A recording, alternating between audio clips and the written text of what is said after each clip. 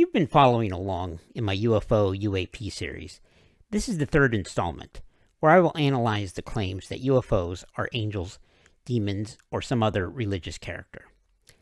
There are two versions of the angels-demons hypothesis. The first is that UFO sightings themselves are manifestations of spiritual beings.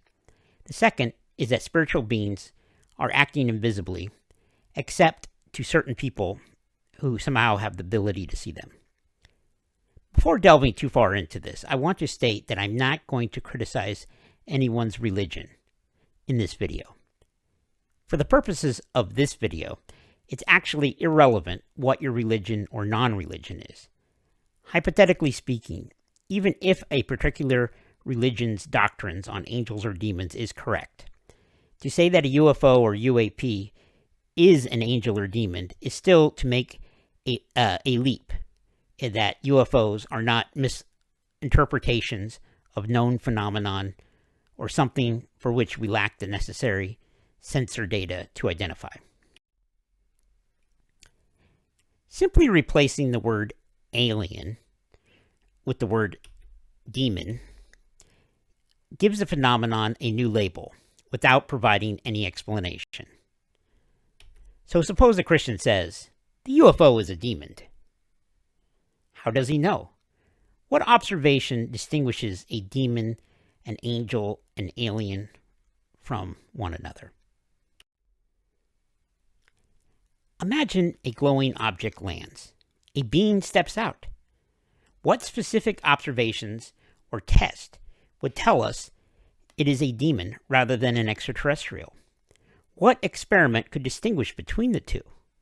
Without such a test, the label demon is simply an interpretation through a pre-established belief system rather than a conclusion based on evidence. But before we can discuss whether UFOs are spiritual in origin, we must first establish that there is genuine anomalous phenomenon to explain. The burden of proof rests with the person making the claim. Here we arrive back at the subject of my first video. As you may recall, I asked the question, is there currently any credible evidence of intelligent extraterrestrial or ultra-terrestrial aliens visiting Earth? We aren't at the point of establishing that UFOs or UAPs are anything extraordinary.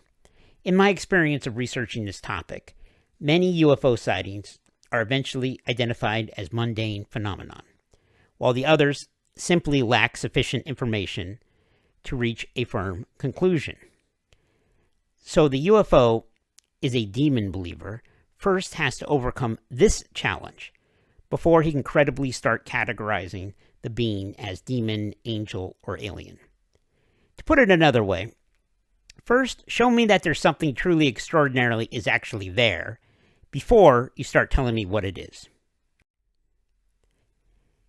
Moving on to the second type of angel-demon claim. Those who claim that angels and demons are visiting in ways that cannot be seen or detected except for by very certain people. I cannot evaluate this claim. Why? Because if you are claiming that angels and demons are visiting Earth in a way that is invisible or completely undetectable except to persons making the claim, then the proposition is unfalsifiable.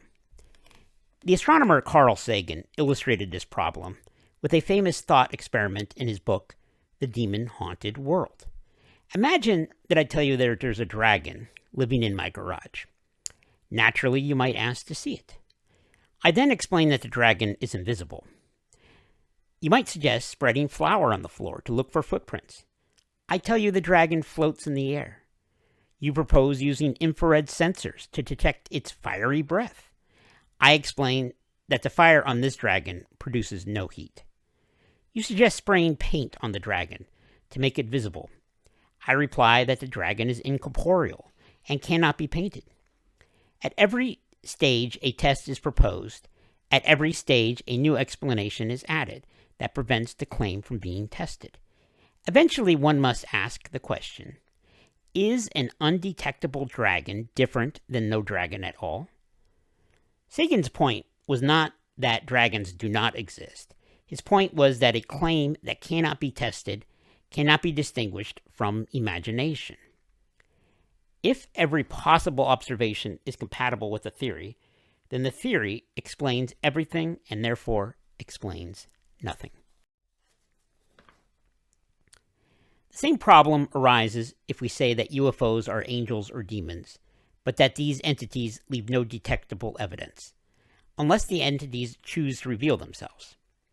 Therefore, the only evidence that can be provided is anecdotal reports. The believer in undetectable aliens or demons is like the person who believes in the undetectable dragon, a claim that is a matter of faith, but is not something that can be investigated. If there is no possible observation that could prove the idea wrong, then there is no meaningful way to determine whether it is right. When we are talking about subjective religious experience, then we have moved outside of the realm of objective inquiry. Belief often precedes interpretation. People often see what their worldview prepares them to see.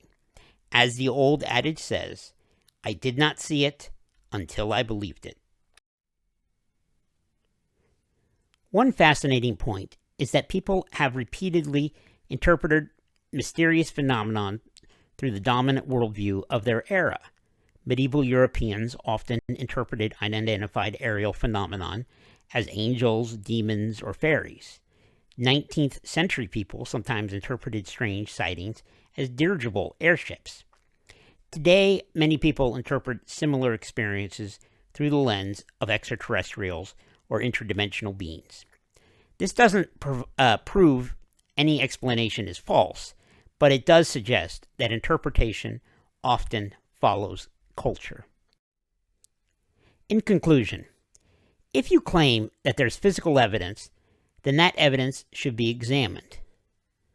If you claim that the evidence can only be perceived by certain individuals, then we are left the realm of public investigation and enter the realm of personal religious testimony. And even if a genuine anomalous phenomenon were to be established tomorrow, we would still face the same question we began with. What reason do we have to conclude that this is a demon rather than an angel, an extraterrestrial, or something else?